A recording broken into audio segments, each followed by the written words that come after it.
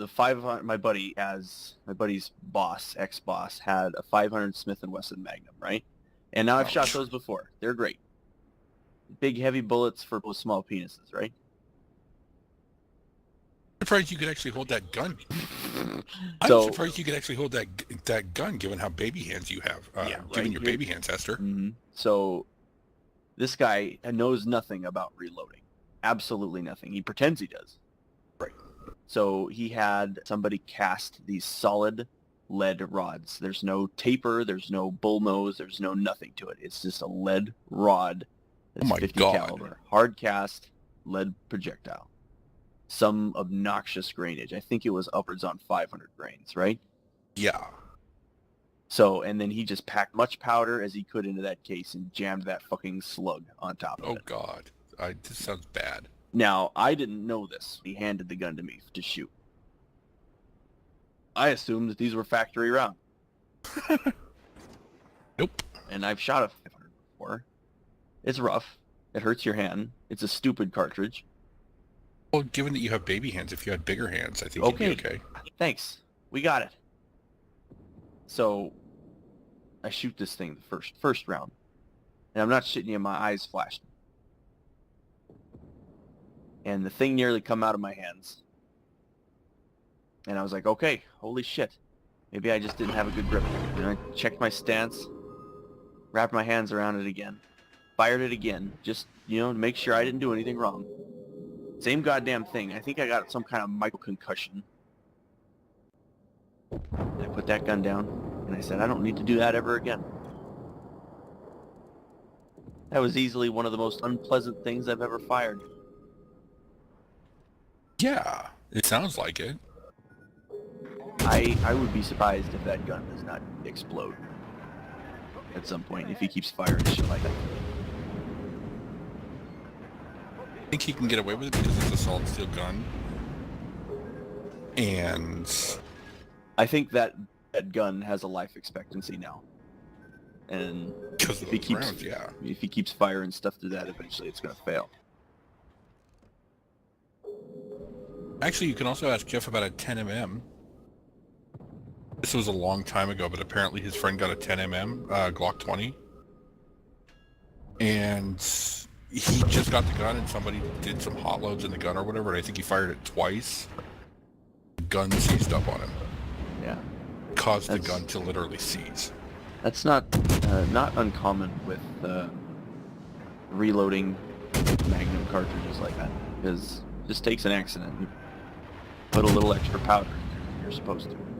Yeah, I think I don't think he even got a mag out of the gun before it seized. The gun was completely locked. 10 millimeters or what?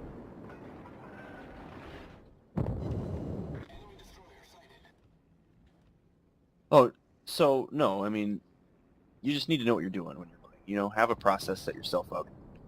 Make sure that only loading one cartridge at a time. You got the right powder in there. Don't ever have more than one fucking powder on your table at a time. Yeah, because if you mix them, you're going to get an issue. Because, you accidentally put rifle powder into your handgun cases, you're going to have a bad day. As in barrel blow up in your face, bad day? Because, you're talking about a high-pressure, fast-burning propellant that goes into a low-pressure, steady-burning chamber.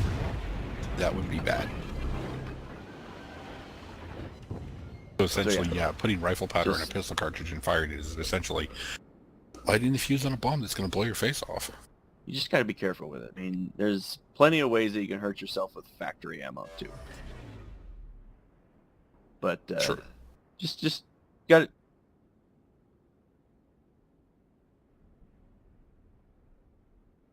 This is why I hate bullets. Because it's scary enough having a bomb go off right next to your face, but I don't need to be resting my cheek on top of that bomb.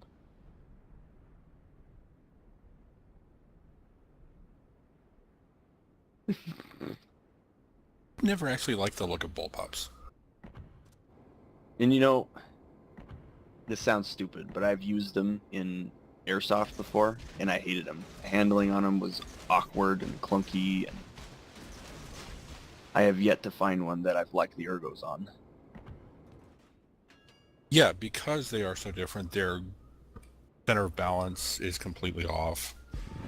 Their weight's distributed weird, etc. Keep in mind, the only bullpup I've ever shot was a Mossberg 500 bullpup shotgun. And I fired that twice. I haven't gotten to fire one. I've messed around with those IWI Tavors, not the X95s, the old Tavors. Yeah. And I didn't like it. It felt plasticky. Like, honestly, I've had BB guns that felt solid, more solidly built than that Tavor did. Yeah. I've heard the Steyr Torpedoes to starboard. is a weird one. The Steyr is an old one, too, and I've not heard good things about it. The L85 was a mess until Heckler and Koch fixed it. Well, also, that's not available on the U.S. market. That's not a gun that you can buy. But yeah, the U.S. one has that looked at 5.56 or bullpups, but they've never really had one that worked well. There's two that exist on the market now. The Tavor's replacement, the X95, looks kind of neat because they've kind of taken in some of these complaints people have about ergos on bullpups. Yeah. And they have very much improved trigger pull, which has always plagued bullpups, is because you have to have some kind of cross-arm assembly that goes from the trigger all the way to the back to the hammer. Yeah. And it usually results in a spongy, creepy, bendy trigger pull. Apparently the X95 has got most of that squared away, and it has a pretty decent trigger. They also moved the magazine release, a button, up by the pistol grip, right? Yeah. So you don't have to reach into the back some awkward lever. True. Have you ever shot an FMP90? Yes, actually I have. Are they any fun?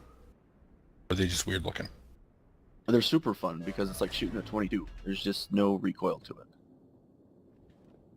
Because that's also kind of a bullpup. It is definitely a bullpup. But it's like an extremely short bullpup. Well, I mean, it's a PW. It's essentially a pistol cartridge. Essentially a pistol cartridge. And yeah, it's basically just a bullpupped pistol carbine. Yeah. They're neat. Don't get me wrong. They're pretty, and the magazine is super neat. Like, plus it's great for left-handed shooters because it's a very ambidextrous gun. Because all the controls are ambidextrous. The safety selector is a roller underneath the trigger. Yeah. So you can disengage and re-engage your safe no matter what side it is. There's a charging handle on each side, and the cases eject down out the bottom. Yeah. So you don't have to worry about getting pelted in the face with hot brass if you're a lefty. Which for almost every other bullpup out there, if you're a lefty, you're going to take hot brass to the face. Mm-hmm. Even if you're a righty and you're standing next to somebody, you're gonna eat brass in the face. If you're on the right side of them. Well, I mean, because most guns eject to the right. The case with rifles. I mean, guns that eject cases. If you're standing right fucking next to the goddamn ejection port, you're probably gonna take a case to the face. Yeah, but with an FMP90, since it ejects at the bottom, you need brass in the face. The Desert Tech MDR is a new player on the block, which looks pretty promising. But it's got some neat features. Like its ejection system is pretty sharp. You should look up a video of that thing firing because it's pretty unique. Because I'm looking at the MDR now, and it looks like she's a bullpup, but she still ejects rounds out the side. They eject out the side, but eject forward. They don't come quickly out the side. They get put into a separate ejecting mechanism. So the case is extracted from the chamber, Yeah. placed into a holding compartment on the side of the gun, Mm-hmm.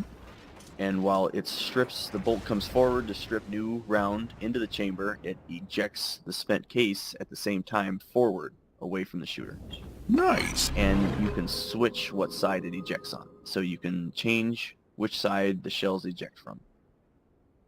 So it is almost completely a closed system. There's no way to access the bolt from outside the gun other than the charging handle, right? So there's no way for debris and shit to get through. There's just a small hole in the front of that ejection port that's the size of a 308 case.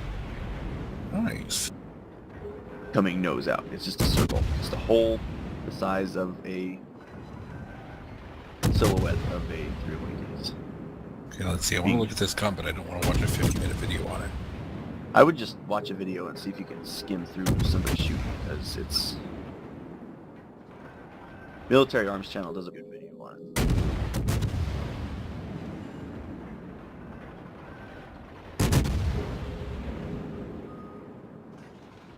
it. Stop talking about the gun. That's an FN2000. You are watching Military Arms Channel video, aren't you? Yes, I am.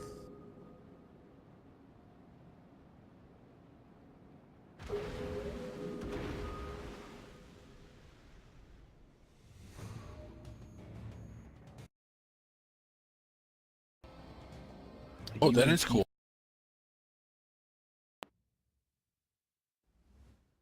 Nice. I shot full auto one at a machine gun shoot for SHOT Show. Oh, that is cool, Hester.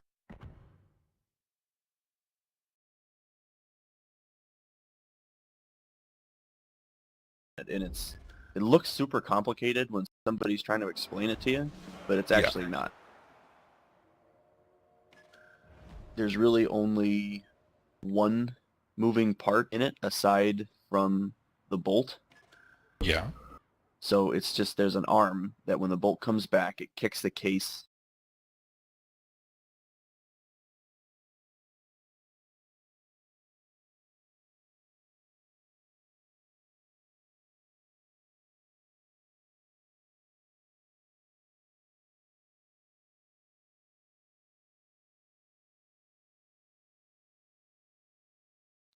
Also, I like the fact that it doesn't throw the cartridge like 12 feet.